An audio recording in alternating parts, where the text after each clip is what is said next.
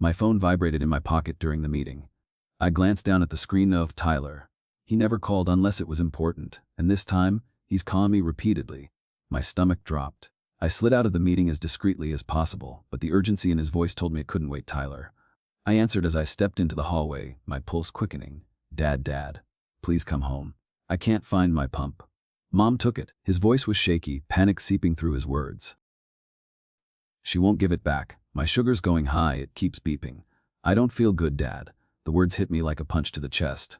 My mind raced, hard hair in my chest as the images of my son, pale and trembling, flashed before my eyes. Where's Mom? Is she there? I asked, trying to keep my voice calm, but I could feel the anger rising in my throat. He didn't answer away. She's here, Tyler whispered. But she won't listen. She said I have to wait until dinner. I could barely keep myself together. The insistent beep of his monitor rang in my ears.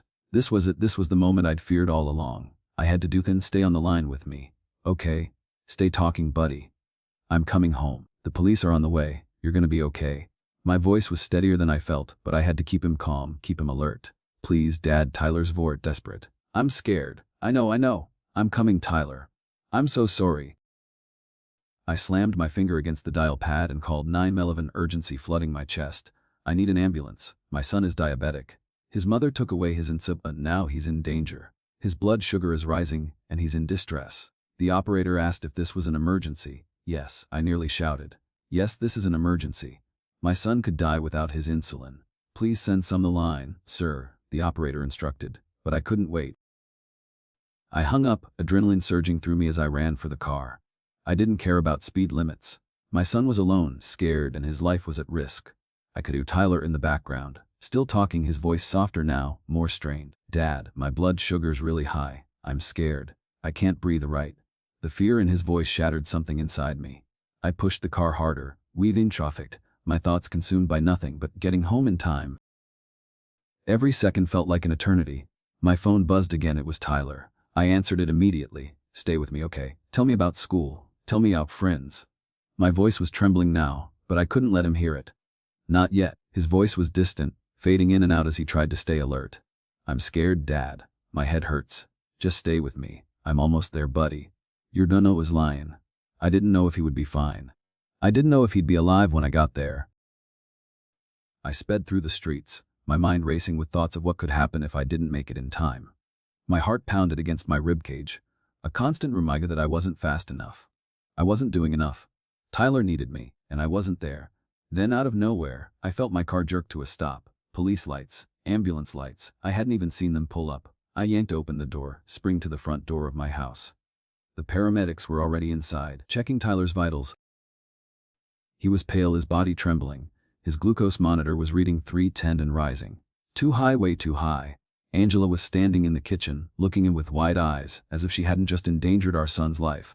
What's going on? She asked, her voice flat, as if nothing was wrong. What is this? I shot back, my chest heaving. You took his insulin pump. You took his life-saving medical equipment. What the hell is wrong with you? I was teaching him a lesson. Angela's voice wavered. He needs consequences for not doing his chores. I could hardly believe what I was hearing. Consequences. I snapped. You don't use a medical condition as a teaching tool. You don't withhold food or insulin from a diabetic child. You could have killed him, Angela. My breath was coming in ragged gasps as the paramedics continued to work on Tyler. Angela didn't react, her face a mix in defiance. He's fine. He wasn't going to die in 2 hours. You're overreacting. I repeated, my hands shaking. He's 9 years old. He has diabetes, Angela. Without insulin, he could have gone into diabetic ketoacidosis. That's a med. He could have died. The officer stepped forward, clearly agitated. Ma'am, we need you to confirm you took your son's insulin pump. Angela hesitated, her gaze darting between the paramedic and me. Then, in a low, almost defensive, she said, yes, but it was only for a few hours. He wasn't going to die. Get the pump, the officer said, his voice cold but firm. Angela's hands shook as she reached into her purse and pulled out the insulin pump, handing it over reluctantly. Tyler's eyes locked on the device as the paramedic attached it to him immediately. I knelt beside my son, holding his hand. Tyler, stay with me, okay? He looked up at me, his face pale and drenched in sweat. I didn't mean to make Mom mad. I'm sorry, Dad. I didn't mean it. The words broke something inside me. You didn't do anything wrong, buddy. This isn't your fault. None of this is your fault. As the paramedics continued to work, I turned to face Angela one last time. This is over. I'm done. I was shaking with anger. But more than that, I was scared for Tyler, scared for our family. She stared at me in disbelief. You're going to have me arrested over this. Over parenting. I clenched. No. You're going to be arrested for child endangerment. I could hear the sirens outside, but inside the house, everything felt like it had gone numb. Tyler was barely holding on, his breath shallow, and Rags the buttocks continued their work. He was still pale, shaking like a leaf in a storm. The insulin pump was attached, but it was going to take time for his blood sugar to come down. Every minute felt like candy. Agrella stood there, frozen in the kitchen, her hands still shaking as she watched the scene unfold. I couldn't believe she was acting this way. How could she stand there so calm while our son was slipping into a medical emergency? Her eyes never left mine. There was no apology in her gaze, only stubbornness. Why did you call the police? She finally asked, her voice tight but defensive. This is just parenting Adan. He needs structure.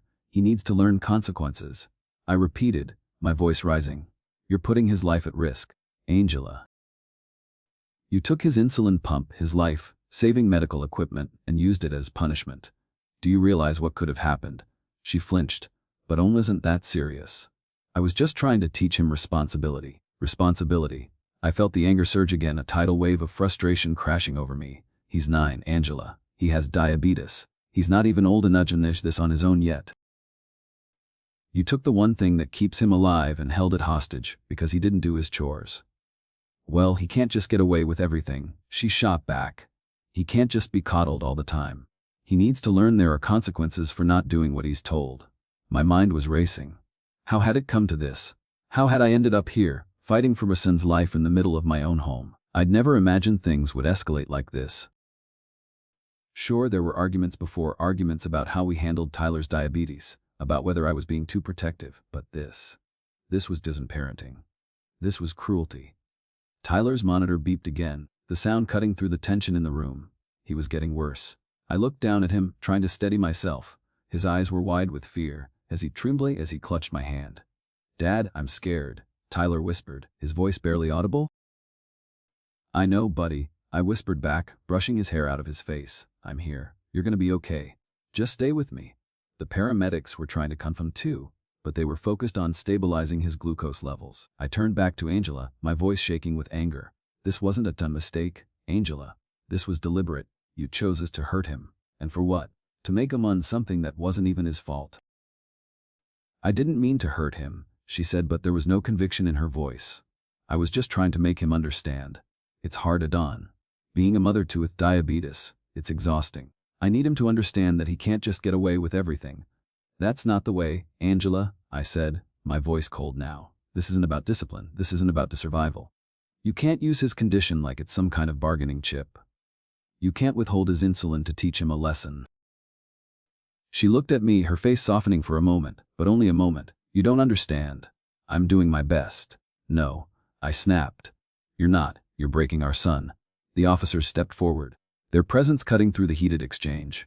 One of them, a middle-aged man, looked at Angela with a stern expression. Ma'am, we need to ask you a few things. Angela's eyes narrowed and she crossed her arms defensively. What for? I'm his mother. I don't need to explain myself to you. You're under investigation for child endangerment, the officer said firmly. Now we need to know where the insulin pump is. Angela hesitated, her eyes flicking to the paramedics who were still working on Tyler. It's in my purse, she muttered, but she didn't move to get it. Please. The officer Sylvan, his tone even. We need to retrieve the insulin pump now. Angela shot me a glare that could have frozen ice. I'm his mother, Adan. This is my house. I'm not a criminal. You took his insulin pump, I said, voice steady despite the rage boiling inside me. You could have killed him. That's not parenting. Angela blinked, and for a moment, I saw something I didn't recognize, a flash of fear. But it quickly vanished, replaced by her usual defensive attitude. I didn't hurt him. He'll be fast. Overreaction. The officer's patience was wearing thin. Mom, please retrieve the pump now. Reluctantly, Angela pulled her purse off the counter, opened it, and handed the insulin pump to the paramedic. I watched as the paramedic immediate to Tyler, who didn't react at first. His face was still pale, his breathing shallow, but the beep of the monitor seemed to slow down a little, and I could breathe again. I leaned over to Tyler. You're okay, buddy, fine. His lips parted, but he didn't speak. I held his hand tighter, trying to give him some comfort. Angela stood there, still staring at me, her lips trembling. "You're making this worse, Dan. You're ruining everything." I shook my head, disbelief flooding through. "No, Angela, you did this. You put him in danger. I'm protecting him now." The officer looked at me and then at Angela. "We're gonna need you to come with us." Angela's eyes widened. "What? You can't be serious." "I'm serious." His voice flat. "You're under arrest for child endangerment." Angela stood there, frozen for a moment, her face pale as she absorbed the words. Then she snapped. "You're going to arrest me over outparenting." Ovid didn't flinch. "No. You're going to be arrested because you took a diabetic child's insulin pump, you endangered his life, and you refused to give it back when he begged you. That's not parenting, Angela. That's abuse." She screamed, loud and desperate, as the officers cuffed her. "I can't believe you're doing this. He's my son. You're tearing our family apart." I watched as they led her out, her face flushed with rage and humiliation.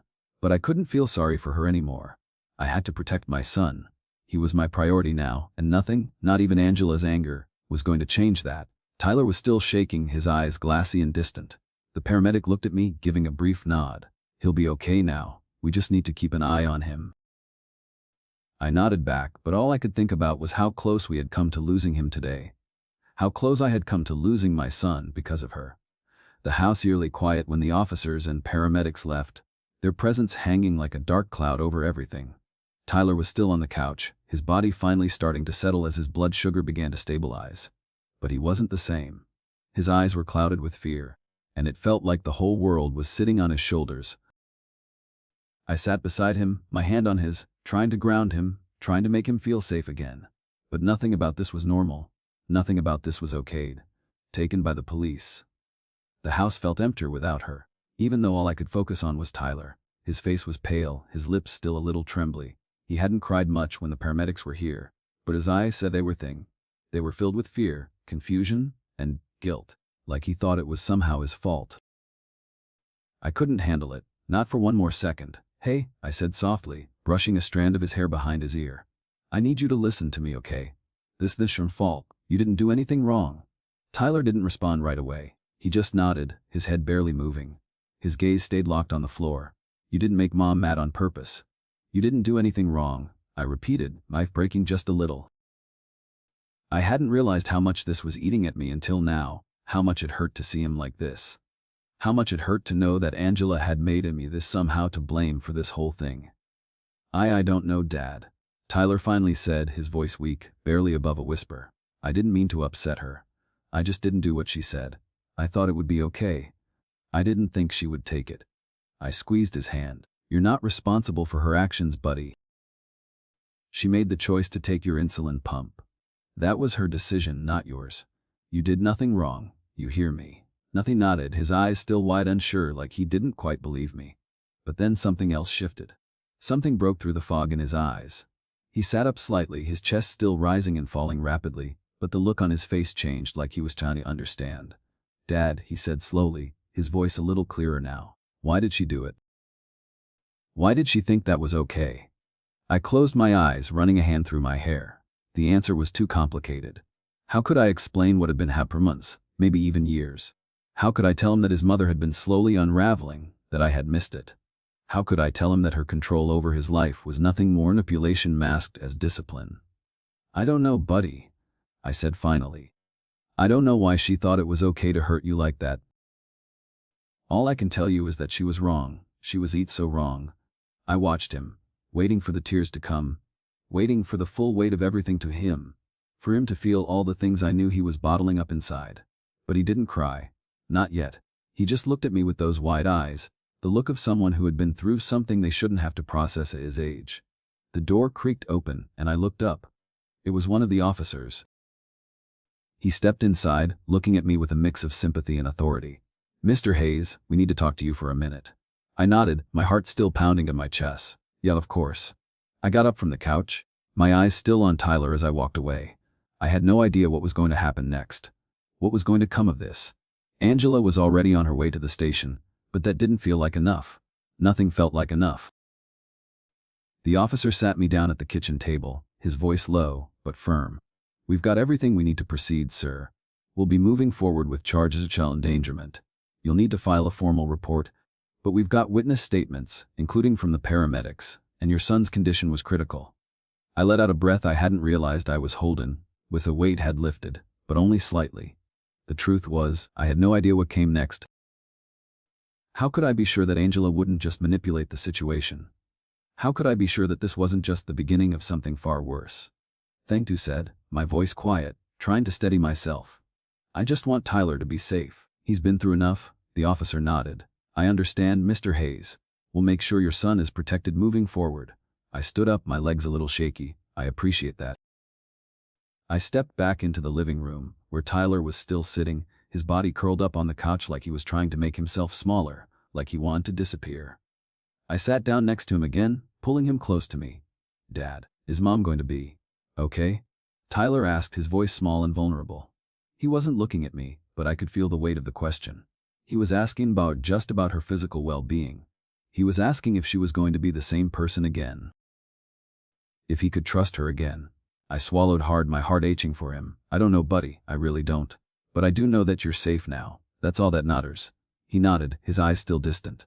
I'm sorry, don't apologize, I said, holding him tighter. You have nothing to apologize for. I'm just glad you're safe. And for the first time today, I truly meant it. I was glad my son was alive. I also knew that things were far from over. Angela was still out there. And no matter what happened next, I wasn't going to stop fighting to protect him. The house was quiet again, but it wasn't the same kind of quiet. It was a silence that pressed in on me, that made everything feel suffocating. Tyler was asleep on the couch, still recovering from the scare, but even in sleep, I could see how unsettled he was. His brow furrowed, his hands clenched. He was trying to hold on to something in his dreams. I couldn't help but watch him, my heart heavy with guilt and anger. I was supposed to protect him. That was my job. But somewhere along the way, I'd let things out of control. I should have seen the warning signs earlier. I should have done more. I couldn't stop thinking about Angela, about how I'd ignored the red flags, how I'd convinced myself that she would change, that she'd come back to the woman I married, the one who was kind and patient with Tyler, the one who held him when he cried, the one who wanted to things work. But that woman was gone, and I hadn't realized it until it was almost too late.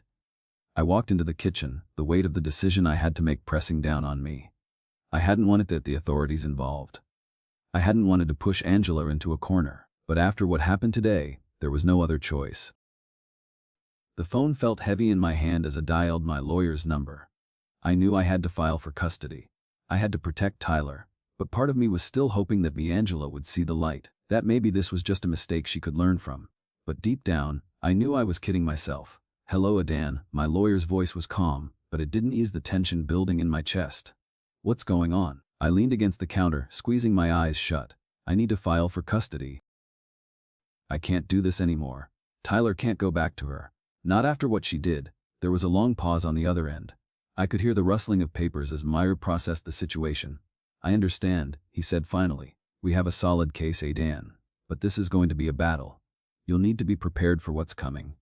I clenched my jaw. I wasn't worried me was Tyler. What had this done to him? How had this shattered the trust he had in both of us? I'll do whatever it takes, I said, my voice steady. I need to make sure she can't hurt him again. I'll start the paperwork. We'll move quickly, but you'll document everything, Adan. Every incident, every argument. Anything that can prove this wasn't just a one-time thing. I hung up, my hands shaking as I set the phone down on the counter. This was it. There was no go back. I'd made my decision. Tyler needed me, and if that meant going to war with Angela, then so be it. I took a deep breath and walked back into the living room. Tyler was still asleep, his body curled up under a blanket, his face soft for the first time all day. For a moment, I let myself believe that things could get better, that maybe, just maybe we could start over. But then my phone rang again. The caller was unknown. My stomach dropped. I picked it up, the dread flooding back. Hello. Adan, it's Angela. Her voice was ragged, but there was something in it that I couldn't place, something that sent a cold shiver down my spine. I'm sorry, know you're probably furious with me, but I need to talk to you. I closed my eyes, rubbing the back of my neck. There's nothing to talk about, Angela. You put Tyler's life in danger today. You don't get to just apologize and think everything okay. Adan, please. Her voice cracked. I didn't mean for it to go that far. I just wanted him to learn. I was trying to teach him responsibility. I know I messed up, but I'm still his mother. Please don't take him away from me. I could feel my blood starting to boil. She was trying to manipulate me again, trying to make me feel guilty for protecting our son. But I couldn't let her do it, not this time. You don't get it, do you? I said, my voice rising. This is about teaching him a lesson. This is about his life. You took his insulin pump, Angela. You could have killed him, and now you want me to just forget about it. I wasn't going to let him die, she shot back, defensive. You're making this worse than no. You're making it worse. You made this decision, and now you're trying to paint yourself as the victim. Not this time, Angela. I'm done. You're not seeing him again unless you get your act together. There was silence on the other end of the line. A long, tense silence. You can't do this, Aidan. Angela's voice was small now, desperate. I'm his mother. You can't just take him from me. You did this to yourself. I said, the words tasting bitter in my mouth. You're not getting away with this. I'm filing for custody. Tyler's safety comes first. I hung up before she could say anything else, the weight of the decision settling deeper into my chiff. Ideal relief. I didn't feel anything except a gnawing, sick feeling in my stomach. I was about to tear apart the only family I had left. But there was no other choice. Not anymore. I looked back at Tyler, still curled up on the couch. He's gone deep but unsteady. He was going to be okay. I was going to make sure of it. But the path ahead wasn't going to be easy. Angela wasn't going to let go without a fight, and I wasn't going to let her win. Not this time. The days that felt like a blur of paperwork, calls with my lawyer, and visits from social workers. Every time I looked at Tyler, I saw the same haunted look in his eyes, the kind of look no child should ever have to wear. He didn't say much about what happened. He didn't need to. His silence spoke volumes. He was still too scared to talk about the day Angela took his insulin pump, but he was also terrified of what came after. Of how everything had unraveled so quickly. Of how he'd gone from being a child, playing video games and arguing over chores, to fighting for his life in the span of a few hours. I stayed close to him. I checked his pump and glucose monitor before bed. I made sure he knew that it wasn't just his mother who could protect him, that I was here, that I would always be here, no matter what. But I could feel it. I feel the distance between us growing. Not because of anything I'd done, but because of the trauma he was carrying now. It was like a crack had formed between us, and even though I was trying to love and support, I couldn't fix the damage. I couldn't take back what had been done to him. The phone calls from Angela didn't help. She called constantly, leaving messages that were increasingly desperate, filled with apologies and pleas. She blamed me. She said I was overreacting, that I'd torn the family apart. I saved every voicemail, every message. Each one made my blood boil. She didn't get it. She still didn't get it. She was still trying to manipulate me, and I was the villain. That I was the one who had broken everything. It was hard to listen to. Harder still when I knew that Tyler was listening too. Every time Angela's name popped up on my phone, I saw the shadow pass over his face. He didn't want to hear her voice. He didn't want to feel the confusion she had planted in his head. He just wanted to be safe. He just wanted to know that I wasn't going to let her hurt him again. It wasn't just the phone calls. It was everything.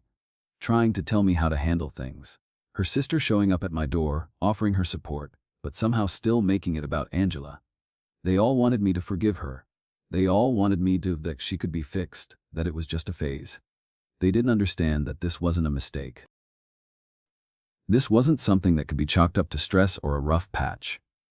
This was a deliberate choice to use our son's life as leverage. And I wasn't letting her manipulate me into thinking otherwise. It was a Wednesday when my lawyer called to tell me that Angela had contacted him. She wanted to meet. She wanted to talk things out. I felt a cold knot at my stomach. I didn't trust her. I didn't want to meet her. But I knew it was inevitable. She wasn't going to let go easily. And no matter what, she was going to try to convince me that this was all some kind of misunderstanding. I agreed to meet her, but only in the presence of my lawyer. If she thought she could talk me into backing down, she was going to be sorely disappointed. The meeting was set for the following Friday. The day before, I sat down with Tyler, trying to prepare him for the conversation. Trying to explain that this wasn't his fault. That he didn't have to do anything he didn't want to do. That no matter what Angela said, he had a right to feel safe, to feel secure. I don't want to see her, Dad, Tyler said quietly, his voice barely a whisper. His eyes were downcast, his fingers tracing the edge of his shirt as if it could somehow give him comfort. You don't have to, buddy, I replied, kneeling in front of him. I won't let her hurt you again. I promise you, You don't have to talk to her if you don't want to. But she's my mom, he said, his voice breaking. What if she's really sorry? What if she wants to fix things? I swallowed hard, my throat tight. I don't know if she's sorry, Tyler. But what I do know that she's to show me that she's truly sorry, and that she's willing to change. If she really loves you, she'll do whatever it takes to make things right. He nodded slowly, but I could see the doubt in his eyes. The same doubt that ate into my own heart, despite everything I'd told myself.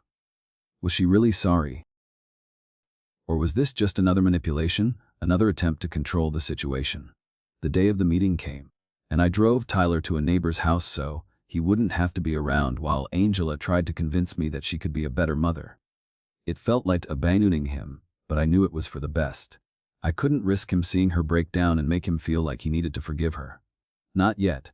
When I arrived at my lawyer's office, Angela was already there. She looked different, darker somehow. Her eyes were red, like she hadn't been sleeping. Her face was thinner, her skin pale. She had been through something, I could see it. But it wasn't the kind of thing that made me feel sympathy for her. It made me more certain that I had made the right decision. She didn't speak when I walked in. She just stared at me, her lips trembling. I could feel the tension in the air, thick and suffocating. She wasn't sorry. She was desperate. And she was trying to convince me that she was still the person I once knew. But I couldn't buy it anymore.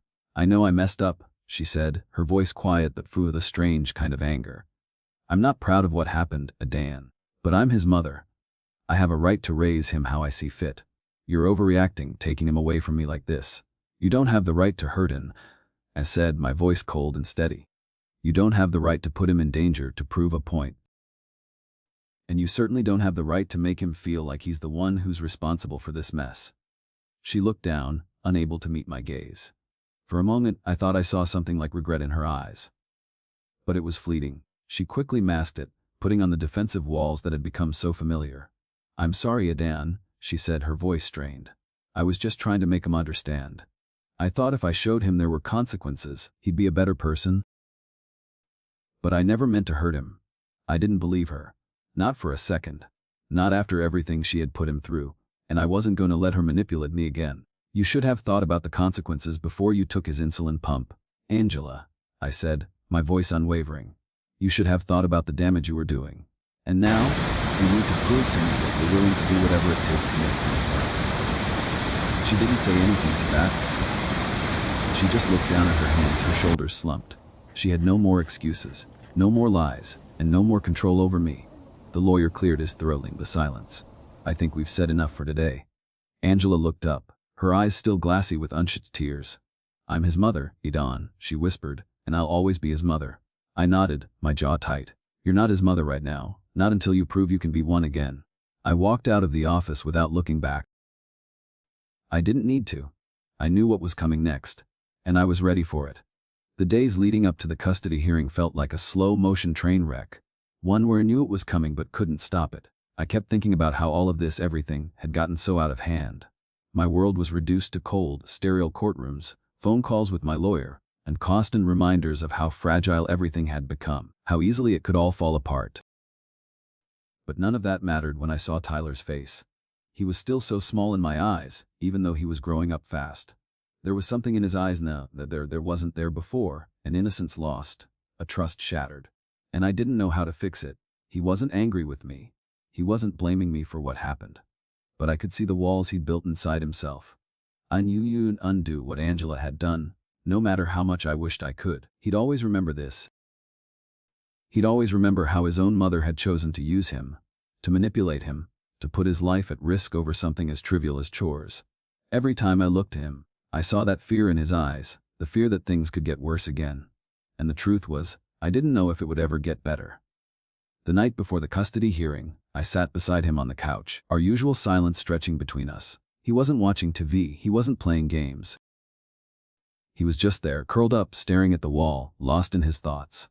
I wanted to say something to make it better, but what could I say? How could I promise that everything would be okay when I wasn't even sure myself? Hey, buddy? I finally said, my voice rough. You don't have to come with me tomorrow, you know. I know it's going to be hard. But if you want to stay home, you can. He didn't look me right away. His eyes stayed fixed on the wall, distant. But after a long pause, he turned his head slowly, meeting my gaze. "I don't want to see her," he said quietly, his voice barely a whisper. I nodded. "Okay, you don't have to. I'm going to take care of this. I just want you to know that you're safe now. No one can hurt you like that again." "I'm scared," he said, his voice cracking. What if she gets me back? What if she says I have to go with her?" My heart broke. How could he be asking this? He was just a kid. He shouldn't have to worry about his own mother doing something like this. He shouldn't have to worry about whether or not she was going to be allowed to see him again. "You're not going anywhere, Tyler," I said firmly. "You're staying with me. And no matter what happens tomorrow, you're safe here. I'll make sure of it." He nodded, but it was half-hearted. I could tell he wasn't sure if I could protect anymore, and that hurt more than anything. The next morning, the court hearing felt like a bad dream. I walked in with my lawyer, my heart pounding in my chest, my stomach twisted into knots. I had no idea to expect. No idea how this would play out, but I knew one thing for sure: I wasn't backing down. Not this time. Angela was already there when we arrived. She looked different, disheveled, like she hadn't slept in days. Her eyes were red, but she wasn't crying. Not anymore. She'd moved past the tears, past the regret. Now, she was just cold, distant, and in her eyes, I saw only one thing: control. She was trying to control everything, even now, even after everything. Look at her. I didn't look at her. I couldn't. Not without seeing what she had done to Tyler. Not without feeling the rage bubbling up inside me again. When the judge entered the courtroom, everything fell silent. The weight of the moment was almost too much to bear.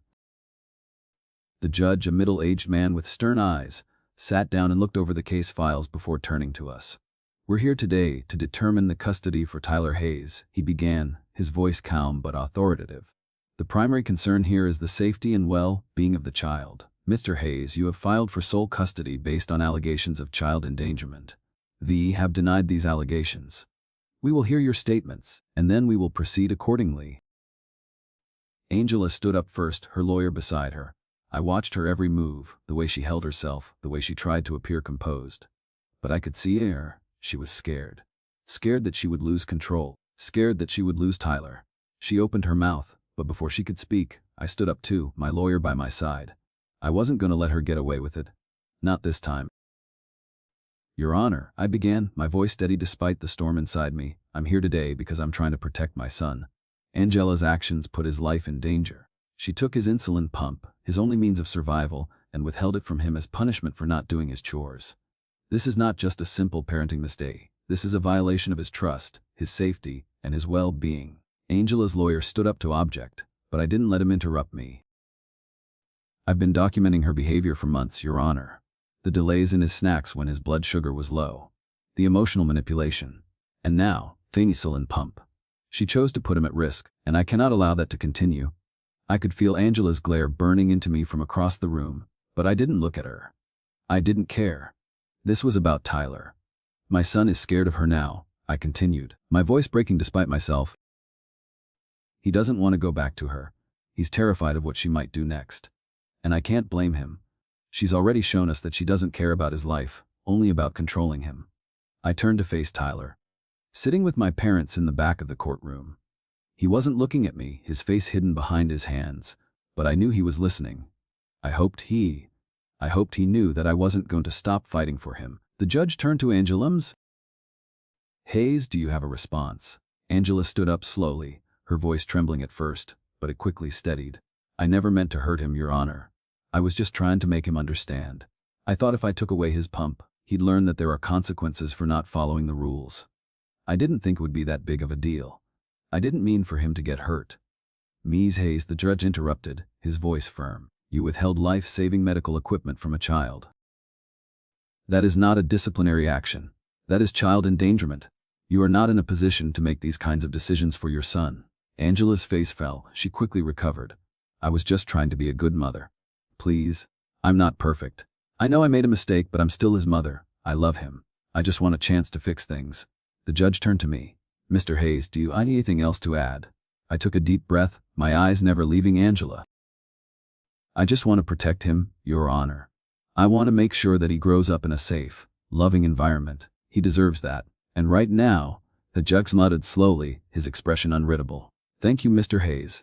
We will take a short recess before making our decision." As we filed out of the courtroom, my heart was racing. The fight was far from over, but for the first time in a long time, I felt like I had a chance. A real chance to protect my son. The next few days after the hearing were a blur of motion and emotion, a constant push and pull between the hope of a better future and the suffocating way had just happened. The decision wasn't final yet, but I could feel the tension thickening with every passing hour. Tyler was staying with my parents, refusing to go home. He couldn't bear to be anywhere near the house, anywhere near the memories of what had happened. I understood. I didn't want him to go back there either. I sat at the kitchen table, my hands clenched in front of me. The house was quiet, too quiet. It felt like we were waiting for something, some final act to buy out, and I knew it wouldn't be easy. No matter what the judge decided, Angela wasn't going to just accept it. She never had before, and this time would be no different. But what choice did I have? Tyler needed me. The phone rang, pulling me from my thoughts. I picked it up, already knowing who it was. Angela. Her calls had become relentless, a steady stream of voicemails filled with apologies, anger, confusion. She still didn't get it. She didn't understand why I couldn't just forgive her, why I couldn't just let everything go and pretend it never happened. She wanted me to believe her when she said she was sorry, when she claimed that this was just a one-time thing, a mistake that she would never repeat. But I couldn't. I couldn't go back to that place, couldn't let her manipulate me again. I pressed the phone to my ear, trying to brace myself. Hello. Hey, Dan. Her voice was softer than usual, strained, like she'd been crying. I need to explain what happened. You're not understanding. I understand perfectly, I said, my voice sharp despite the wariness that clung to me. You took Tyler's insulin pump. You put his life in mistake. That's abuse. Abuse? No. I didn't mean it like that, she pleaded, her words coming fast, as though she could talk her way out of this. I didn't mean to hurt him. I was just trying to teach him a lesson. I was trying to do what's best for him. You know how hard this is for me, Dan. I've tried so hard to be a good mother. I squeezed my eyes shut, feeling the weight of her words press down on me. I could hear the desperation in her voice, the need to make me see her side, but I couldn't do it. I couldn't let myself fall for it again. What's best for him, Angela, is being safe. What's best for him is not having his mother use his medical needs as a tool to control. He's not a pawn in some game you're trying to win. I didn't. She broke off, and I could hear her breath catch. I just want him to be responsible. He can't keep getting away with everything. You're enabling him. The words hit me like a slap. You think I'm enabling him? I snapped. You think I'm the problem here. You're the one who's been using your own son to prove a point, Angela. You're the one who's putting him in danger. I could feel my blood boiling as the anger swirled in my chest. You don't get it, do you? You're not his teacher. You're his mother. And right now you're failing him. There was silence on the other end of the line. For a moment, I thought she might hang up. But then I heard her speak, her voice quieter, almost broken. I know I've made mistakes. I know I've messed up. But I love him, Dan. I do. Please, you can't just take him away from me. I closed my eyes, exhaling slowly. I'm not taking him away, Angela. You did that yourself when you chose to hurt him. You put him in danger. You made him believe that his health didn't matter, that he wasn't a priority. My voice cracked, and I swallowed hard, pushing the emotion back down. I'm doing this because I love him, because I won't let you keep doing this. She was quiet for a long time after that, and when she spoke again, it was with a finality that made my heart twist. I'll do whatever it takes to get him back in. I won't let you keep him from me. He's my son. I shook my head, my grip tightening on the phone. He's not your possession, Angela. He's not something you can control. He's a person. And right now he needs me. The silence felt suffocating. I didn't know what else to say. I didn't know how to make her understand. She wasn't going to change, not for him. Not for us. I hung up without another word, my chest tight with a mix of anger and sadness. Tyler didn't deserve us, did. And yet, here we were, caught in a battle that shouldn't have been ours to fight. Later that evening, I went to pick Tyler up from my parents' house. I was dreading it, dreading the look on his face when he saw me, dreading the silence that always seemed to fill the space between us these days. But when I walked into the room, I found him sitting on the couch, his eyes glued to the V, his face tense. He didn't look up when I entered, didn't say anything, but when I sat down next to him, he shifted slightly, just enough to make room for me.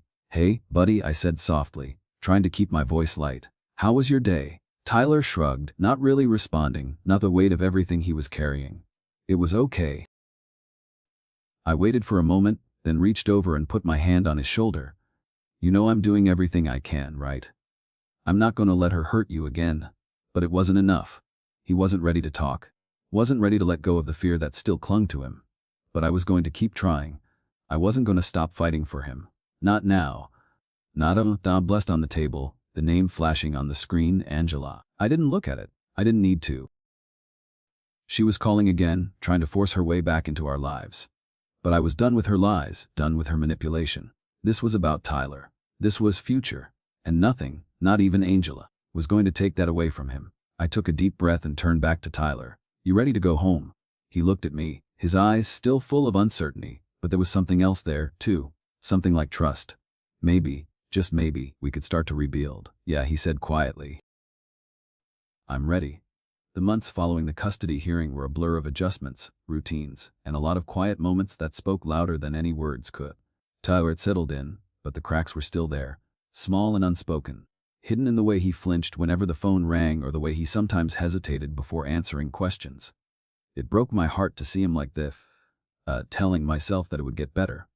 He was safe now. He was with me, and that's what mattered. Every night, I checked his insulin pump, just like I always had, but now it felt different. It felt like a promise, one I was determined to keep. A promise thing, let anything happen to him again. I couldn't protect him from everything, but I sure as hell wasn't going to let the same thing happen twice. Not while I had breath in my lungs. Tyler had routine now. He'd wake up, take his meds, have breakfast, go to school, and I'd pick him up. The simple things, the normal things, were becoming the foundation of something I could rely on, something stable. We'd watch TV together at night or play, not talking much, but together. There was a quiet comfort in that. We didn't have to say everything to understand each other anymore. The first time I took him to see a therapist, I wasn't sure what to expect. Tyler wasn't exactly thrilled about it, but I couldn't let it go. He needed help processing everything. He needed someone to help him make sense of it all. Do I have to go, Dad? He asked me, his voice small as he pulled on his jacket. I looked at him, crouching down to his level. You don't have to talk to her if you don't want to, buddy. But I think it might help, and if you don't like it, we don't have to go again. You're in control.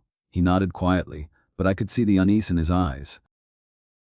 It was like he was still testing the world, testing me, seeing if I would keep my word, if I would really protect him. The therapist was kind tonight. She didn't rush him. She didn't push. She just sat with him, and slowly. Over time, I could see the walls starting to crack. It wasn't easy, and it wasn't fast.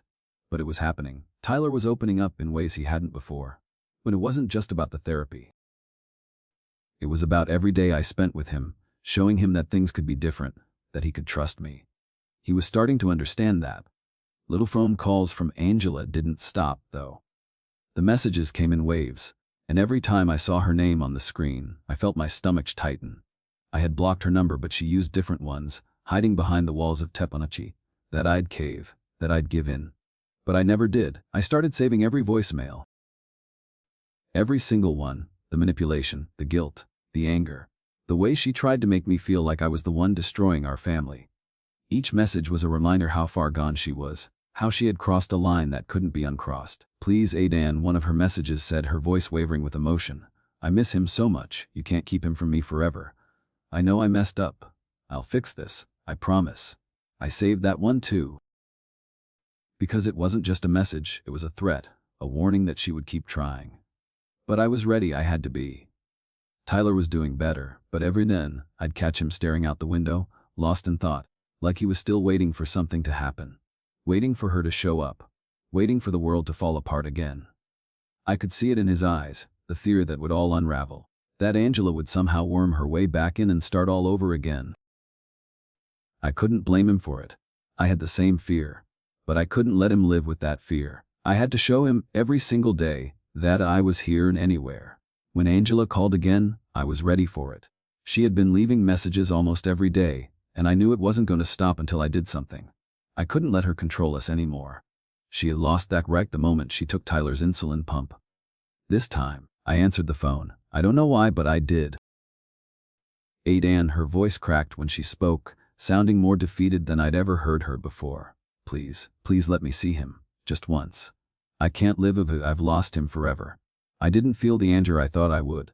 Instead, I felt a kind of numbness. A resignation that I had long passed the point of being manipulated by her. You lost him the moment you chose to hurla, I said, my voice steady. You made your choice.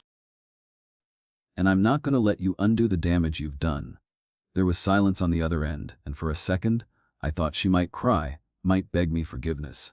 But then I remembered who she really was. The woman who would do anything to get her way, even at the expense of our son's safety. You're making a mistake, Dan, she finally whispered. But Always mother, you can't take that away from me. I didn't respond. I didn't have to. There was nothing left to say. I hung up the phone and sat there, my heart still pounding, but for the first time in a long time, I felt something close to peace. It wasn't perfect. It wasn't life I'd imagined for Tyler. But it was the life I could give him now. A life where he was safe, where he was loved. A life where he didn't have to fear what would happen next. I turned around, looking at Tyler sitting quietly in the other room. He didn't see me watching him, but I saw him. And in that moment, I knew that I had done the right thing. I walked over to him, and he looked up at me with those wide, uncertain eyes. The same eyes as in fear, filled with doubt. But today, there was something else there too, something like hope. Hey buddy, I said softly, sitting down next to him. You okay? He nodded slowly. Yeah, I'm okay. And for the first time in what felt like forever, I believed him. Because we were okay. We were finally okay. Angela had lost. But Tyler and we were winning, together.